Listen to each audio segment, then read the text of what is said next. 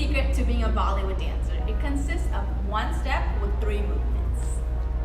You want to begin with your feet parallel, starting off with your dominant foot. You're going to start with doing a small baby step, just like that. Not too high off the ground, nice and firm. Now you're going to go ahead and add a bend by your knees. So you're going to bend slightly. You don't want to turn to a full squat, just a little bend. Now go ahead and combine the first and second movement. So you're going to go step, bend, step, bend, step, bend, step, bend at the exact same time. Let's do that one more time. Step, bend, step, bend, step, bend. Last one, step, bend.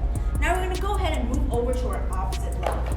So what you're going to do is you're going to lift it up, creating a right angle and a nice straight ankle and pointed toes. Once again, lift your knee up, create a right angle with a straight ankle and pointed toes. So you want to combine those 3 movements. So it's going to be a step, bend, and then coming back to a neutral position. Step, bend, lift. One more time. Step, bend, lift. There you go.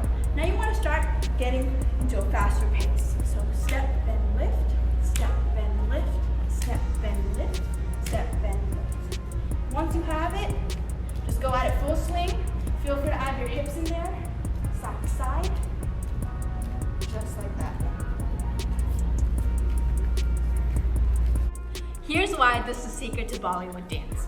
Once you've perfected the leg movements, you can add any hand movement to it, and it'll look like you know how to do